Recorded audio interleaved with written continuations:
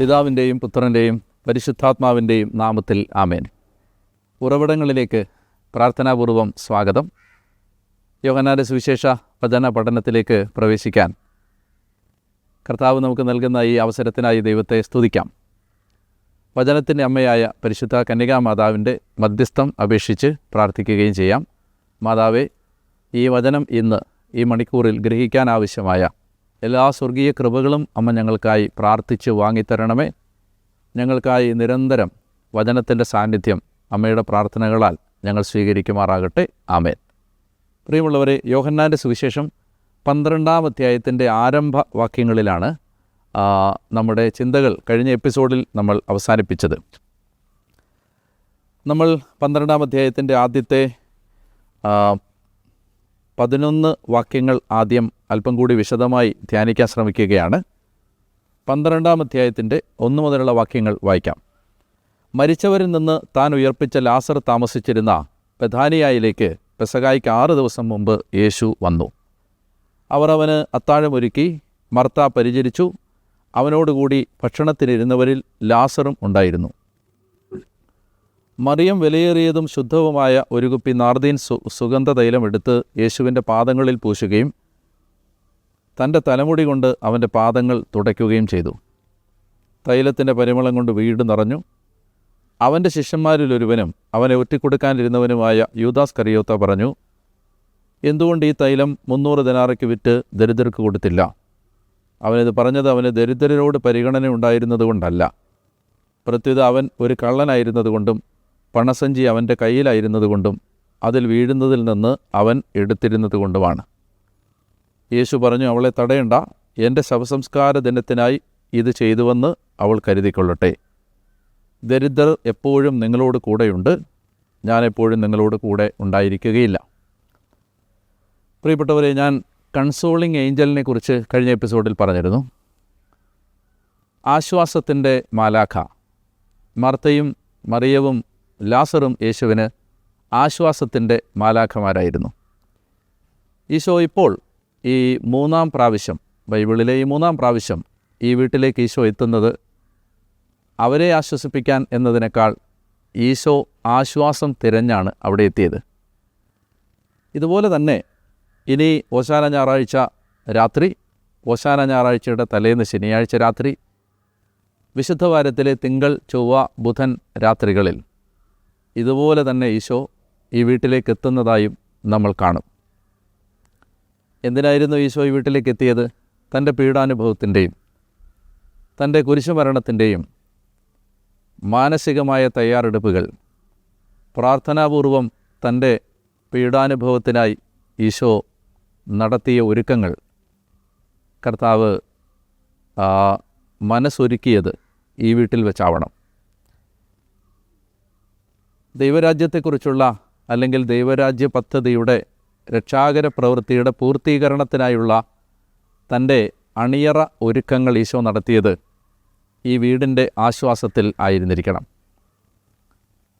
നമ്മൾ പറഞ്ഞവസാനിപ്പിച്ചത് അങ്ങനെ ഓരോ ദൈവഭക്തനും, ദൈവത്തെ തേടുന്ന ഓരോ ആത്മാവിനും ക്രിസ്തുവിനെ ഇപ്രകാരം ആശ്വസിപ്പിക്കുക എന്ന ഒരു ചുമതല കൂടിയുണ്ട് എന്ന വളരെ ഗൗരവതരമായ ഒരു ഉത്തരവാദിത്വം കൂടി ആത്മീയ പാഠങ്ങളിലുണ്ട്, ആത്മീയ ജീവിതത്തിലുണ്ട് എന്ന് നമ്മൾ തിരിച്ചറിയുകയാണ്.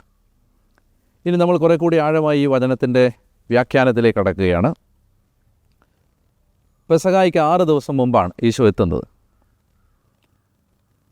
അവർ അവൻ അത്താഴമൊരുക്കി. പതിവുപോലെ മർത്ത അവനെ പരിചരിച്ചു. ഭക്ഷണത്തിലിരുന്നവരുടെ കൂട്ടത്തിൽ ലാസറും ഉണ്ടായിരുന്നു. ലാസർ അവൻ്റെ കൂടെ ഇരുന്ന് ഭക്ഷിച്ചു. ഇനി നമ്മളുടെ ശ്രദ്ധ മുഴുവൻ മറിയത്തിലേക്ക് തിരിയുകയാണ്. മറിയം വിലയേറിയതും ശുദ്ധവുമായ ഒരു കുപ്പി നാർദീൻ സുഗന്ധതൈലം എടുത്ത് യേശുവിൻ്റെ പാദങ്ങളിൽ പൂശുകയും തൻ്റെ തലമുടി കൊണ്ട് അവൻ്റെ പാദങ്ങൾ തുടയ്ക്കുകയും ചെയ്തു. 2 വിശേഷണങ്ങളാണ് ഈ തൈലത്തിന് നൽകിയത്. യോഹന്നാൻ നൽകുന്നത് വിലയേറിയത്, ശുദ്ധം. ഈശോയ്ക്ക് സമർപ്പിക്കുമ്പോൾ മറിയത്തിന് നിർബന്ധമുണ്ട് ഏറ്റവും വിലപ്പെട്ടതാവണം യേശുവിന് കൊടുക്കുന്നത്. മലാഖിയുടെ പുസ്തകത്തിൽ ദൈവത്തിൻ്റെ അരുളപ്പാടുണ്ട്, ഞാൻ രാജാവാണ്, ഉച്ഛിഷ്ടം കാഴ്ചവെച്ചാൽ ഞാൻ പ്രസാദിക്കുമോ? മലിനമായത് നിങ്ങളെൻ്റെ ബലിപീഠത്തിൽ വെച്ചാൽ ഞാൻ പ്രസാദിക്കുമോ? ഏറ്റവും വിലയേറിയതാണ് മറിയം യേശുവിന് വേണ്ടി കരുതി വെച്ചത്. ഞാൻ പറഞ്ഞിരുന്നു, ഈ സുഗന്ധ തൈലം ഇമ്പോർട്ടഡാണ്. ഇത് ഹിമാലയ അടിവാരങ്ങളിലും നേപ്പാളിലും മാത്രം വളർന്നിരുന്ന ഒരു ചെടിയുടെ, ജടാമാഞ്ചി ചെടിയുടെ തൈലമാണ്, നാർഡ്.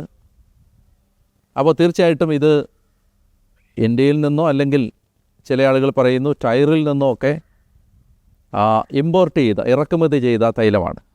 വിലയേറിയതാണ്, അപൂർവമാണ്. മറിയം യേശുവിന് വേണ്ടി കരുതി വെച്ചത് ഏറ്റവും വിലപ്പെട്ടതാണ്. കർത്താവിന് കൊടുക്കുമ്പോൾ ഏറ്റവും നല്ലത് കൊടുക്കണം. ക്രിസ്തുവിനെ പ്രതി കുടുംബജീവിതം വേണ്ട എന്ന് വെച്ച് ബ്രഹ്മചാരികളായി ജീവിക്കുന്ന മനുഷ്യരെ എടുക്കുക. കുടുംബജീവിതം, ദാമ്പത്യ ജീവിതം, ജീവിത പങ്കാളി, മക്കൾ തുടങ്ങിയവ മോശമായതുകൊണ്ടല്ല അവർ അത് യേശുവിന് വേണ്ടി പരിത്യജിക്കുന്നത്, മറിച്ച് അത് വളരെ നല്ലതായതുകൊണ്ടാണ്. ബ്രഹ്മചര്യത്തിൻ്റെ പാതയിൽ, സന്യാസത്തിൻ്റെ പാതയിൽ, സമ്പൂർണ്ണ സമർപ്പണത്തിൻ്റെ പാതയിൽ ക്രിസ്തുവിന് തങ്ങളുടെ ജീവിതം നേദിക്കുന്ന മനുഷ്യർ മറിയത്തെപ്പോലെയാണ്. അവർ അവന് കൊടുക്കുന്നത് അവരുടെ ജീവിതത്തിലെ ഏറ്റവും നല്ലതാണ്, അവരുടെ ജീവിതത്തിൻ്റെ ഏറ്റവും നല്ല സന്തോഷങ്ങളും ഏറ്റവും നല്ല സാധ്യതകളും. മറിയം കൊടുക്കുന്ന തൈലത്തിൻ്റെ രണ്ടാമത്തെ പ്രത്യേകത, അത് പ്യുവറാണ്, അത് ശുദ്ധമാണ്. പരിശുദ്ധനായ ദൈവത്തിന് നാം സമർപ്പിക്കുന്നതെല്ലാം പരിശുദ്ധമായിരിക്കണം. ശുദ്ധമായ ഇൻറ്റൻഷൻസ് വളരെ പ്രധാനപ്പെട്ടതാണ്. ഒരാളൊരു പ്രവൃത്തി ചെയ്യുന്നോ ഇല്ലയോ എന്നതല്ല, ഒരാളൊരു പ്രവൃത്തി എന്ത് മോട്ടിവേഷനോടെ ചെയ്യുന്നു എന്നതാണ് ആ പ്രവൃത്തിയുടെ ഗുണപരതയെ നിർണ്ണയിക്കുന്ന ആത്യന്തിക ഘടകം. ഒരാൾ ക്രിസ്തുവിന് വേണ്ടി എന്ത് ചെയ്തു എന്നതല്ല, എന്തിന് ചെയ്തു, എങ്ങനെ ചെയ്തു എന്നതാണ് അതിൻ്റെ പരമമായ മൂല്യത്തെ നിർണ്ണയിക്കുന്ന ആത്യന്തികമായ മാനദണ്ഡം. പലപ്പോഴും നമ്മുടെ ഉദ്ദേശം ശുദ്ധമല്ല, ഉദ്ദേശ്യശുദ്ധിയില്ല. ഇൻറ്റൻഷൻസ് പൊള്യൂട്ടഡാണ്, കണ്ടാമിനേറ്റഡാണ്. ഒത്തിരി പേർ ക്രിസ്തുവിന് വേണ്ടി അധ്വാനിക്കുന്നുണ്ട്.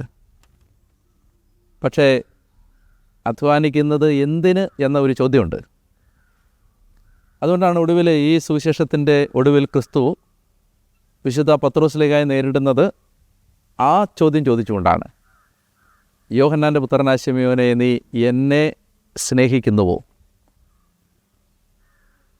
മറിയത്തിൻ്റെ സമർപ്പണത്തെ ശുദ്ധമാക്കി മാറ്റിയത് അവരുടെ ഉദ്ദേശ്യശുദ്ധിയാണ്, അവരുടെ സമർപ്പണത്തിലെ നൈർമല്യമാണ്, അവരുടെ മനസ്സിലെ നിർമ്മലമായ ഉദ്ദേശ്യശുദ്ധിയാണ്. ശുദ്ധമായിരിക്കണം നമ്മൾ ക്രിസ്തുവിനെ സമർപ്പിക്കുന്നത്. ഇനി വിലയേറിയതും ശുദ്ധവുമായ ഒരു കുപ്പി സുഗന്ധതൈലമെടുത്ത് യേശുവിൻ്റെ പാദങ്ങളിൽ അഭിഷേകം ചെയ്തു. ഞാൻ നേരത്തെ മറിയത്തെക്കുറിച്ചുള്ള 2 എപ്പിസോഡുകൾ സൂചിപ്പിച്ചപ്പോൾ ഞാൻ പറഞ്ഞിരുന്നു, മറിയത്തിന് യേശുവിൻ്റെ ശരീരത്തിൽ ഏറ്റവും അറ്റാച്ച്മെൻറ്റ്, ആകർഷകത്വം, അടുപ്പം തോന്നിയിരുന്ന ശരീരാവയവം പാദമാണ് എന്ന്. പാദങ്ങളെ പ്രണയിച്ച പെൺകുട്ടിയാണത്. പാദപത്മജത്തിൽ മുഖം ചേർത്തിരുന്ന പെൺകുട്ടി. അവൾ യേശുവിൻ്റെ പാദങ്ങളെ സ്നേഹിച്ചു, പാദാന്തികത്തിലിരിക്കാൻ ഇഷ്ടപ്പെട്ടു, പാദം കണ്ണീരുകൊണ്ട് കഴുകി, പാദങ്ങളിലിരുന്നു, കാൽച്ചുവട്ടിലിരുന്നു. ഇപ്പോൾ ഇവിടെ അവൾ സുഗന്ധ ലേപനം നടത്തുന്നത്, സുഗന്ധതൈലം കൊണ്ട് അഭിഷേകം ചെയ്യുന്നത് യേശുവിൻ്റെ പാദങ്ങളെയാണ്. അവൻ്റെ പാദങ്ങൾ തുടയ്ക്കുകയും ചെയ്തു.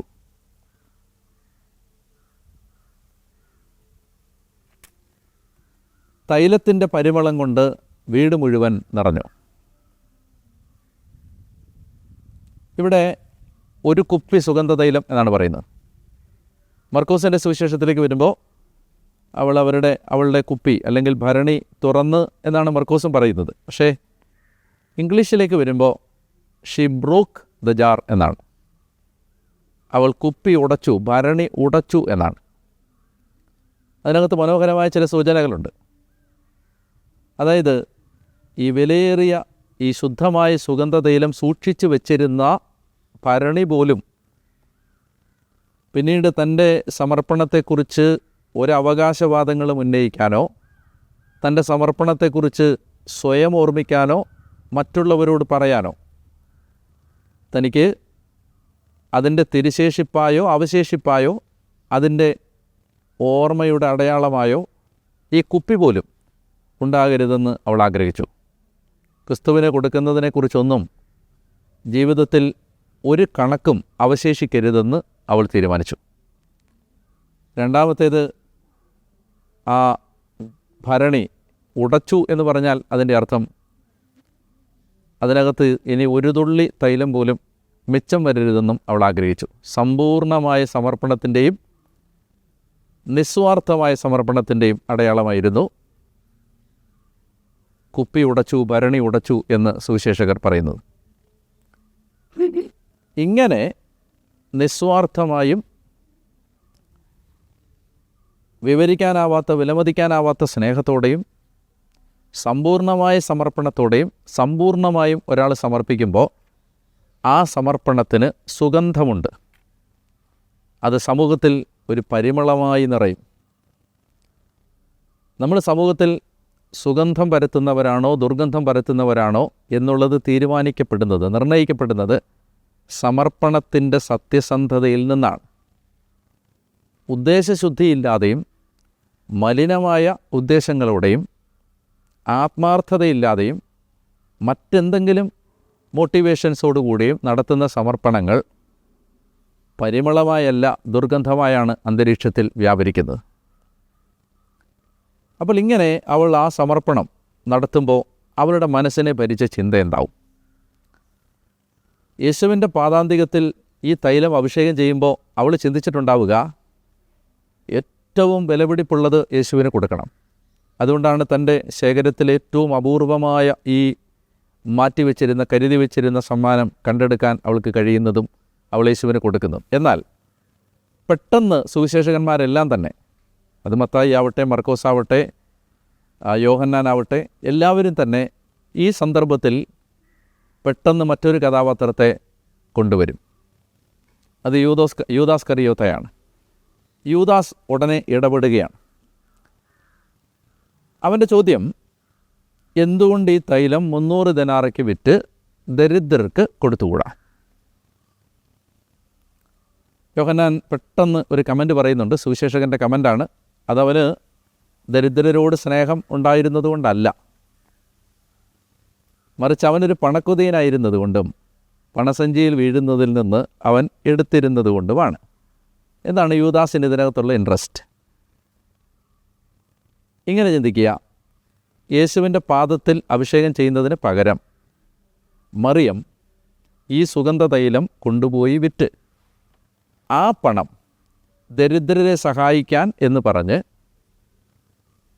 ഈശോയെ ഏൽപ്പിച്ചാൽ ഈ പണം നേരെ പോകുന്നത് യൂദാസിൻ്റെ കയ്യിലിരിക്കുന്ന സഞ്ചിയിലേക്കാണ്.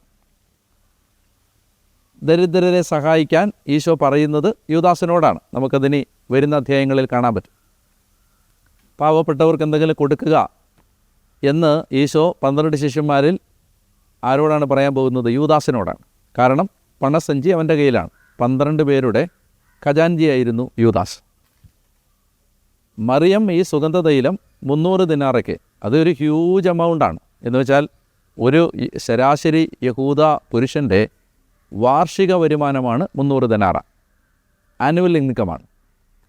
അപ്പോൾ ഒരു വർഷം മുഴുവൻ ഒരു മനുഷ്യൻ ജോലി ചെയ്താൽ കിട്ടുന്ന ഈ ആനുവൽ ഇൻകം, അത് മുഴുവൻ യൂദാസിൻ്റെ കയ്യിലിരിക്കുന്ന പണസഞ്ചിയിൽ കിട്ടിയാൽ യൂദാസിന് തീർച്ചയായിട്ടും കുറച്ച് പാവപ്പെട്ടവർക്ക് കൊടുക്കാം, കുറച്ച് അവൻ എടുക്കുകയും ചെയ്യാം. അതായിരുന്നു യൂദാസിൻ്റെ ഈ ചോദ്യത്തിന് പിന്നിലുള്ള യൂദാസിൻ്റെ ചിന്താഗതി ഇതാണ്. ഇത് ഈ പണസഞ്ചിയിൽ വീണിരുന്നെങ്കിൽ കുറച്ച് പാവപ്പെട്ടവർക്ക് കൊടുക്കാമായിരുന്നു, കുറച്ച് എനിക്ക് എടുക്കാമായിരുന്നു. അതാണ് ആ ചോദ്യത്തിൻ്റെ പിന്നിലെ ധ്വനി, അവൻ്റെ ഉദ്ദേശം. അപ്പോൾ ഇത് അവൻ പ്രകടിപ്പിക്കുകയാണ്. അവൻ പറയുകയാണ്, എന്തുകൊണ്ടിത് എന്തുകൊണ്ട് ഇത് 300 ദനാറയ്ക്ക് വിറ്റ് ദരിദ്രർക്ക് കൊടുത്തുകൂടാ? അവനത് പറഞ്ഞത് ദരിദ്രരോട് പരിഗണന ഉണ്ടായിരുന്നത് കൊണ്ടല്ല, മറിച്ച് അവനൊരു കള്ളനായിരുന്നത് കൊണ്ടും പണസഞ്ചി അവൻ്റെ കയ്യിലായിരുന്നത് കൊണ്ടും അതിൽ വീഴുന്നതിൽ നിന്ന് അവൻ എടുത്തിരുന്നത് കൊണ്ടുമാണ്. ഇനിയിപ്പോൾ ഈശോ പറയുകയാണ്, അവളെ തടയണ്ട, യൂദാസ്, അവളെ തടയണ്ട.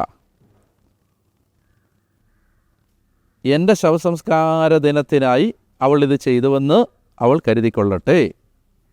ഇവിടെയാണ് ഇതിനകത്തെ നമ്മളെ ഈ ഒരു സുവിശേഷ ഭാഗത്തിലെ ഏറ്റവും പ്രധാനപ്പെട്ട ഒരു മർമ്മപ്രധാനമായ ഒരു ആശയം നമ്മൾ കാണുന്നത് ഇവിടെയാണ്. അതായത് ഈശോ പറയുകയാണ്, അവളെ തടയരുത്. നിങ്ങൾ ഒരു കാരണത്തിൻ്റെ പേരിലും അവളെ തടയരുത്. ഏറ്റവും നിർമ്മലമായ ഉദ്ദേശശുദ്ധിയോടെ ഇവൾ സമർപ്പിക്കുന്ന ഈ സമർപ്പണം ദൈവികമായ ഒരു പദ്ധതിയുടെ ഭാഗമാണ്. എന്താണ് ഈശോ ഉദ്ദേശിക്കുന്നത്? കർത്താവ് ചിന്തിക്കുന്നത് ഇങ്ങനെയാണ്, ഇത് കഴിഞ്ഞ് 6 ദിവസം കഴിയുമ്പോൾ യേശു കൊല്ലപ്പെടും. ഒരു പെസഹ തിരുനാളിനാണ് ഈശോ കൊല്ലപ്പെടുന്നത്. അന്ന് ഈശോ കൊല്ലപ്പെട്ട് കഴിയുമ്പോൾ ഈശോയുടെ മൃതദേഹം കുരിശിൽ നിന്നിറക്കാൻ പിറ്റേന്ന് സാബത്തായതുകൊണ്ട് 6 മണിക്ക് മുമ്പ് തന്നെ, സാബത്ത് ആരംഭിക്കുന്നതിന് മുമ്പ് തന്നെ, യഹൂദൻ്റെ സാബത്ത് ആരംഭിക്കുന്നത് തലേന്ന് വൈകിട്ട് 6 മണിക്കാണ്. അപ്പോൾ സാബത്ത് ആരംഭിക്കുന്നതിന് തൊട്ട് മുൻപ് തന്നെ 6 മണിക്ക് തന്നെ യേശുവിൻ്റെ മൃതദേഹം കുരിശിൽ നിന്നിറക്കാൻ ധൃതി പിടിച്ച് നിക്കോദിമോസും ജോസഫും കൂടി നടത്തുന്ന ഒരു ഓട്ടമുണ്ട്. ഈശോ മരിക്കുന്നത് 3 മണിക്കാണ്. അപ്പോൾ ഇനി ഈശോ കുരിശിൽ മരിച്ചു കിടക്കുന്നതിനും ഈശോയുടെ മൃതസംസ്കാരത്തിനുമിടയിൽ 3 മണിക്കൂറിൻ്റെ ഇടവേളയേ ഉള്ളൂ. ഇതിനിടയിലാണ്, ആ 3 മണിക്കൂർ ഗ്യാപ്പിനിടയിലാണ് നിക്കോദിമോസും അരിമത്യക്കാരൻ ജോസഫും പീലാത്തോസിൽ നിന്ന് പോയി അനുവാദം വാങ്ങി തിരികെ വന്ന് വേഗം തുണികളൊക്കെ വാങ്ങി സുഗന്ധദ്രവ്യങ്ങളൊക്കെ കൊണ്ടുവന്ന് യേശുവിനെ അഭിഷേകം ചെയ്യുന്നത്. യഹൂദൻ്റെ ശവസംസ്കാര ക്രമമനുസരിച്ച് ഒരു യഹൂദ പുരുഷൻ്റെ മൃതദേഹം, ഒരു യഹൂദ മനുഷ്യൻ്റെ മൃതദേഹം ലേപനം ചെയ്ത് ശവസംസ്കാരത്തിനൊരുക്കുന്നതിന് 3 ദിവസങ്ങൾ മുതൽ 7 ദിവസങ്ങൾ വരെയാണ് അവരെടുത്തിരുന്ന സമയം. അപ്പോൾ ഇത് വളരെ ദിവസങ്ങൾ നീണ്ടു നിൽക്കുന്ന ഒരു ലേപന പ്രക്രിയയാണ്. അത് ചെയ്തിരുന്നത് സ്ത്രീകളാണ്. യേശുവിൻ്റെ കാര്യത്തിൽ ഇനി 6 ദിവസം കഴിയുമ്പോൾ ഈ ദീർഘമായ ലേപന ശുശ്രൂഷ നടക്കുകയില്ല. വിലയേറിയ സുഗന്ധ തൈലം വാങ്ങി അരിമത്യക്കാരൻ ജോസഫും നിക്കോദിമോസും വരുമെങ്കിലും പ്രോപ്പറായ ഒരു ബറിയൽ പ്രിപ്പറേഷൻ നടത്താൻ അവർക്ക് കഴിയില്ല. കാരണം അവരുടെ മുമ്പിൽ, നമ്മൾ ഊഹിച്ച് പറഞ്ഞാൽ, കുറേ മിനിറ്റുകൾ മാത്രമേ മിച്ചമുണ്ടായിരുന്നുള്ളൂ. വ്യഗ്രതയിൽ, വേവലാതിയിൽ, വെപ്രാളത്തിൽ സ്ത്രീകൾ ചെയ്യേണ്ട ഒരു ജോലി, അതും ദിവസങ്ങളെടുത്ത് ചെയ്യേണ്ട ഒരു ജോലി, പുരുഷന്മാർ ധൃതി ചെയ്യുമ്പോൾ കർത്താവിൻ്റെ കബറടക്കപ്പെടാൻ പോകുന്ന ശരീരത്തിന് പ്രോപ്പറായ ഒരു തൈലാഭിഷേകം നടക്കാൻ ഇടയില്ല. ഇത് ഈശോയ്ക്കറിയാം, പിതാവിനറിയാം, പരിശുദ്ധാത്മാവിനറിയാം. എൻ്റെ ചോദ്യം, ഇത് മറിയത്തിനെങ്ങനെ അറിയാം?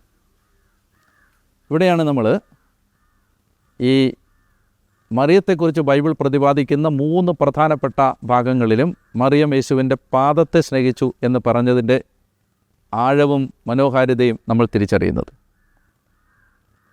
ത്രിത്വൈക ദൈവത്തിൻ്റെ ഹൃദയത്തിൽ മാത്രം അവർക്കറിയാമായിരുന്ന ഒരു രഹസ്യം, യേശുവിൻ്റെ ശരീരത്തിന് പ്രോപ്പറായ ഒരു ലേപനം, ഒരു അനോയിൻറ്റിങ് കിട്ടുകയില്ല എന്ന ആ ദൈവഹൃദയത്തിലെ മറഞ്ഞുകിടന്ന മഹാരഹസ്യം ഈ പെൺകുട്ടി എങ്ങനെ അറിഞ്ഞു? അതിൻ്റെ ഉത്തരമാണ്, ക്രിസ്തുവിൻ്റെ പാദാന്തികത്തിലിരുന്ന, ക്രിസ്തുവിൻ്റെ പാദങ്ങളിൽ വീണ് ആരാധന സമർപ്പിച്ച, ക്രിസ്തുവിൻ്റെ പാദത്തെ ലേപനം കൊണ്ട് അഭിഷേകം ചെയ്ത, സുഗന്ധ ലേപനം ചെയ്ത ഒരാൾക്ക് ക്രിസ്തുവിൻ്റെ ഹൃദയത്തിലെ മറ്റാർക്കും മനസ്സിലാകാത്ത മഹാനിഗൂഢ രഹസ്യങ്ങൾ മനസ്സിലാവും. എന്നെ കേൾക്കുന്ന പ്രിയപ്പെട്ടവർ, ദൈവഹൃദയത്തിൻ്റെ രഹസ്യങ്ങൾ ആർക്കാണ് വെളിപ്പെടുന്നത്? പാദാന്തികത്തിലിരിക്കുന്നവർക്കാണ്, ആരാധകർക്കാണ്. ദൈവത്തിൻ്റെ വിങ്ങലുകൾ, ദൈവഹൃദയത്തിലെ ഭാരം, ദൈവത്തിൻ്റെ ഹൃദയത്തിലെ വേദനകൾ, ദൈവഹൃദയത്തിലെ സ്വപ്നങ്ങൾ ആർക്കാണ് വെളിപ്പെട്ട് കിട്ടുന്നത്? അത് വെളിപ്പെട്ട് കിട്ടുന്നത് കർത്താവിൻ്റെ ഹൃദയത്തോട്, ദിവ്യകാരുണ്യത്തോട്, കർത്താവിൻ്റെ പാദങ്ങളോട്, ആരാധനയോട് ചേർന്നിരിക്കുന്നവർക്കാണ്. ഇത് മറിയത്തിന് മാത്രം മനസ്സിലായി. 12 അപ്പസ്തോലന്മാർക്ക് പോലും മനസ്സിലാകാതിരുന്ന ഈ നിഗൂഢമായ രഹസ്യം മറിയത്തിന് മനസ്സിലായത് അവൾ ക്രിസ്തുവിൻ്റെ പാദത്തെ സ്നേഹിച്ചതുകൊണ്ടാണ്. 9-ാമത്തെ വാക്യം, അവൻ അവിടെയുണ്ടെന്നറിഞ്ഞ് വലിയൊരു ഗണം യഹൂദർ അവിടേക്ക് വന്നു. അവർ വന്നത് യേശുവിനെ ഉദ്ദേശിച്ച് മാത്രമല്ല, അവൻ മരിച്ചവരിൽ നിന്ന് ഉയർപ്പിച്ച ലാസറിനെ കാണാൻ കൂടിയാണ്. ലാസറിനെ കൂടി കൊല്ലാൻ പുരോഹിത പ്രമുഖന്മാർ ആലോചിച്ചു. എന്തെന്നാൽ അവൻ നിമിത്തം യഹൂദരിൽ വളരെ പേർ അവരെ വിട്ട് യേശുവിൽ വിശ്വസിച്ചിരുന്നു. ഈശോയിൽ ഏറ്റവും സ്നേഹമുള്ളവരെ, ഇന്നത്തെ ചിന്തകൾ അവസാനിക്കുമ്പോൾ കർത്താവിന് നമ്മൾ നടത്തുന്ന സമർപ്പണം, അതിൻ്റെ ഉദ്ദേശശുദ്ധി, അത് നിർമ്മലമാണോ, അത് വിലയേറിയതാണോ, അത് നിസ്വാർത്ഥമാണോ, അത് സമ്പൂർണ്ണമാണോ എന്ന് തിരിച്ചറിയാനും ഭക്തരിൽ നിന്ന് ശിഷ്യരിലേക്ക്, ആരാധകരിലേക്ക്, പാദത്തെ പ്രണയിക്കുന്നവരിലേക്കുള്ള ദൂരം താണ്ടാനും നമുക്ക് കഴിയട്ടെ എന്ന് ഞാൻ പ്രാർത്ഥിക്കുന്നു. എനിക്ക് വേണ്ടി പ്രാർത്ഥിക്കണം.